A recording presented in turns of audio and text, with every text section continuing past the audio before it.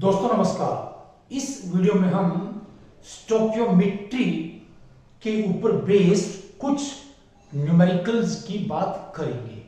ये न्यूमेरिकल्स हमने डिफरेंट जो आपके कंपटीशंस होते हैं वहां से सिलेक्ट किए हैं और ये वीडियो बहुत ही इंपॉर्टेंट वीडियो होने जा रही है। तो फर्स्ट, जब भी हम स्टोकियोमेट्री के न्यूमेरिकल्स हल करेंगे, ये प्रॉब्लम सॉल्व करेंगे, तो हमने ये बातें दिमाग में रखनी है। तो सबसे पहले क्या होता है भाई, यहां पर जो भी केमिकल इक्वेशन है वहां पर वो केमिकल इक्वेशन बैलेंस्ड होनी चाहिए। बैलेंस्ड का मतलब क्या है कि केमिकल इक्वेशन में एरो के दोनों और जो डिफरेंट एटम्स हैं उनका नंबर बराबर होना चाहिए। Balanced chemical equation. फिर वहां पे आपने क्या मोल कंसेप्ट यूज करना है। मोल कंसेप्ट और उसमें क्या होगा, रिएक्टेंट्स होंगे और साथ में होंगे प्रोडक्ट्स। अगर ये सारे क्या सॉलिड्स हैं तो वहां पर जो कैलकुलेशंस हैं इसमें होगी मोल में हो सकती हैं या ग्राम्स में हो सकती हैं प्लीज। ठीक है, अगर ये reactants products solid liquid gas है तब भी क्या ये ग्राम्स में मोल्स में हो सकता है किसी का वॉल्यूम भी पूछा जाए, कोई भी वहां पर गैस है उसके वॉल्यूम के बारे में भी वो बात कर सकते हैं। तो मोल कंसेप्ट में एक खास बात क्या है कि number of moles of an substance is equal to weight in gram, जो भी उसका ग्राम में वेट है सब्सटेंस का, डिवाइड बाय मॉलिक्यूलर मास। क्योंकि अधिकतर यहां पर क्या होता है, हम कंपाउंड्स की बात करते हैं। ये फार्मूला आपने number of moles wait in gram divide by molecular mass of the substance, ये तीन चीजें हैं। तो ये कांस्टेंट होता है। Okay please. तो ये चेंज हो सकता है, जब ये चेंज होगा तो ये भी चेंज होगा। कई बार ये पूछा जाएगा, कई बार ये पूछा जाएगा, क्योंकि मॉलिक्यूलर मास कांस्टेंट है। कुछ न्यूमेरिकल्स में क्या है वो वेट की बात करेगा, वेट पूछेगा, कुछ में नंबर ऑफ मोल्स पूछेगा, और दोनों आप कर सकते हैं आराम से, इसमें कोई दिक्कत नहीं है। कई बार क्या वहां पर क्या है, अगर सॉल्यूशंस की बात हो रही है तो सॉल्यूशंस में क्या है, उसमें नॉर्मेलिटी, मोलैरिटी, मोल फ्रैक्शन, इस तरह के कुछ क्वेश्चंस हो सकते हैं। और उसके लिए आपको क्या करना है, जो भी डेफिनेशंस है मोलैरिटी की, नॉर्मेलिटी की और मोलैलिटी की, ये डेफिनेशंस आपको आनी चाहिए, या तभी आप इनको सॉल्व कर पाएंगे। तो यहां पर हम कुछ प्रॉब्लम्स देखते हैं जो कि काफी इंपॉर्टेंट प्रॉब्लम्स है। सबसे पहले यहां पर क्या हुआ, इसने की रिएक्शन दी है, इसमें आपका जो अल्कोहल है, इथाइल अल्कोहल, इसका होता है ऑक्सीडेशन। नंबर 1 क्या होगा इसका भाई, ऑक्सीडेशन होगा C2H5OH, ये लिक्विड है, ऑक्सीजन 3O2 से ये ऑक्सीडाइज होता है, और यहाँ पर क्या बनता है, CO2 गैस बनती है, 2CO2 gas plus 3H2O liquid. तो ये बैलेंस है। देखिए प्लीज, स्टोकियोमेट्री में होता क्या है, इसका मीनिंग यही है कि क्वांटिटेटिव कैलकुलेशंस, कि ये जो हमारे पास रिएक्टेंट्स प्रोडक्ट्स हैं इनके बीच में क्वांटिटेटिव रिलेशनशिप कैलकुलेशंस, जिनमें किसी क्वांटिटी दी होती है, किसी क्वांटिटी पता करनी होती है। इसमें न्यूमेरिकल क्या है, what weight of alcohol is required to produce 4.4 gram of carbon dioxide gas.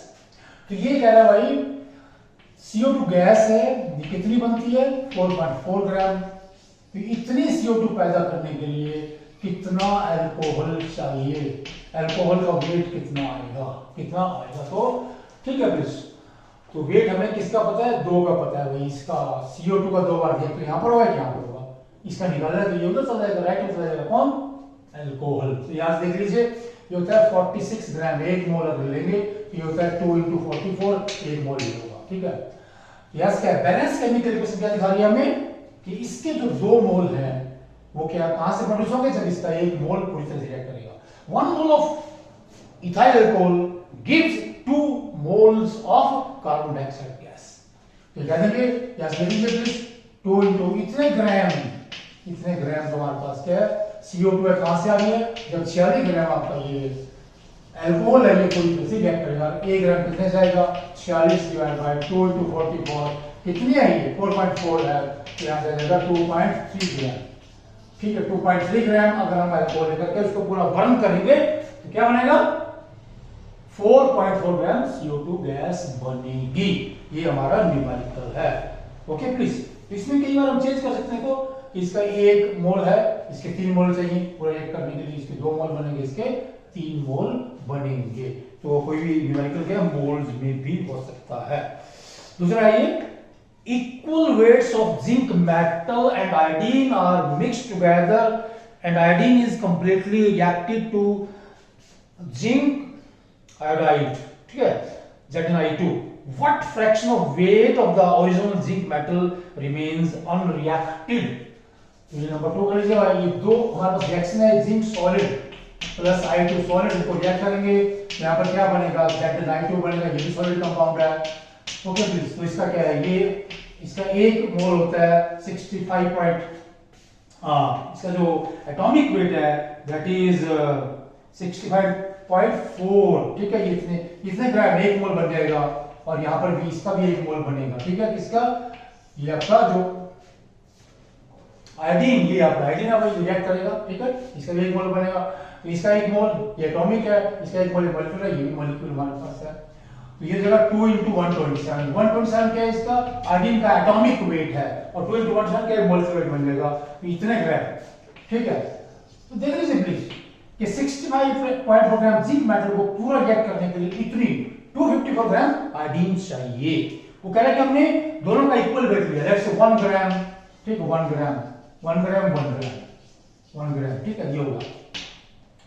अब क्वेश्चन क्या है, वो अगर इसका 1 ग्राम लिया, पूछ रही कितना अनरिएक्टेड बचेगा, ठीक है, अनरिएक्टेड अमाउंट पूछता है, what is the amount left unreacted, किसका, जिंक लेफ्ट अनरिएक्टेड, ये हमारा क्वेश्चन है, ये हमारा क्वेश्चन है। ओके प्लीज, तो 254 ग्राम आयोडीन होगा, तो क्या है, इसको रिएक्ट करने के लिए 65.4 ग्राम जिंक लगेगा, 1 ग्राम के लिए कितना लगेगा जिंक, ये जो लगा है जिंक, क्या लगेगा प्लीज, 1 ग्राम है ना, 1 gram iodine 1 gram zinc, okay, मतलब ये देखो 250 gram iodine reacts with 65.4 gram zinc, वहां से बैलेंस केमिकल इक्वेशन में बता रही है ये चीज है, कहां से पता चलेगा, बैलेंस केमिकल इक्वेशन से।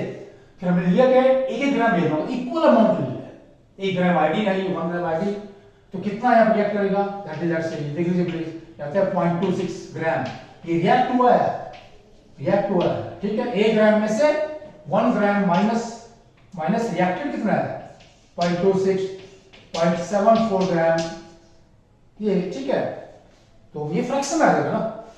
सीधी बात है कि अगर 1 ग्राम आपने जिंक लिया है और 1 ग्राम आयोडीन लिया है, तो उसमें से 0.74 ग्राम जिंक अनरिएक्टेड बच जाता है, तो ये सारी क्या है, ये क्वांटिटेटिव कैलकुलेशंस हैं।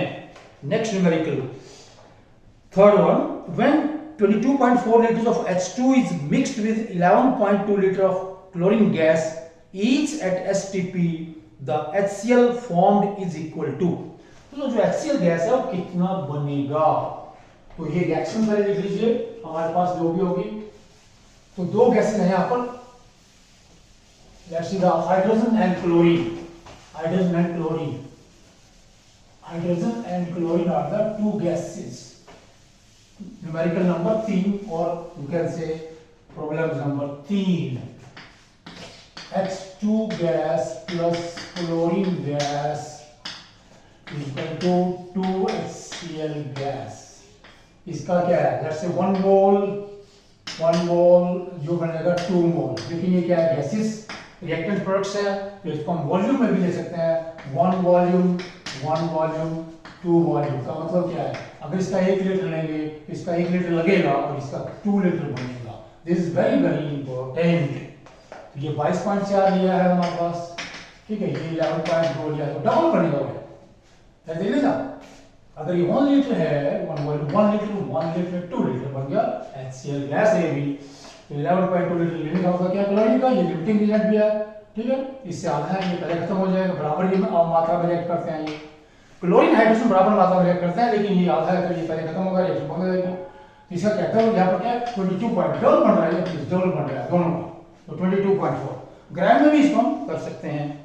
इसी तरह से हमारे पास एक और न्यूमेरिकल ले सकते हैं, फोर्थ वन, नाइट्रोजन गैस है, हाइड्रोजन गैस है, और यहाँ पर बनता है इनको गर्म करने के बाद, ठीक है, अमोनिया गैस बनेगी, ये बहुत ही इंपॉर्टेंट रिएक्शन है, यहाँ से हम क्या आगे यूरिया बनाते हैं। वो कह रहे हैं हमारे पास क्या है भाई, 2.8 ग्राम क्या है आपका नाइट्रोजन है हमारे पास, नाइट्रोजन है, तो how much ammonia is formed, how much ammonia is formed, ammonia कितना बन रहा है यहाँ से ना, ये क्वेश्चन है। मतलब यहाँ देखिए से बैलेंस केमिकल रिएक्शन से ये हो गया 28 ग्राम इज 1 मोल, 28 क्यों ग्राम नहीं, ग्राम में है, 1 मोल 3 मोल लगे, इसके कोई बात नहीं यहाँ पर, यहाँ पर, और ये 2 मोल बनेंगे, तो 2 into 17, ठीक है, ये क्या है, मोलर मास है ये, ओके। तो 28 ग्राम से कितना बनता है, इतना बनता है, थोड़ा ज्यादा बनता है, ये 34 ग्राम बन रहा है, लिया कितना हमने, ये 2.8 ग्राम लिया है, ठीक है। तो 28 ग्राम नाइट्रोजन है, वो क्या बनाएगा, 34 ग्राम बनाएगा नाइट्रोजन का, सॉरी अमोनिया का, 28 और है कितना ये, that is your 2.8 gram nitrogen है, तो ये बच जाता है 3.4 ग्राम, 3.4 ग्राम अमोनिया बनेगा यहाँ पर, 3.4 ग्राम अमोनिया बनेगा। तो इस तरह से हम और भी न्यूमेरिकल डिस्कस कर सकते हैं सॉल्यूशन के ऊपर, या और भी कोई प्रॉब्लम, सिंपल बात क्या है, यहाँ पर हमने ये एक क्वांटिटेटिव हमारे पास कंसेप्ट है, क्या, स्टोकियोमेट्री, यहाँ पर क्या हम न्यूमेरिकल्स की बात करते हैं, रिएक्टेंट्स और प्रोडक्ट्स के बीच में एक क्वांटिटेटिव स्टडी करते हैं। ओके प्लीज, थैंक्स, नमस्कार।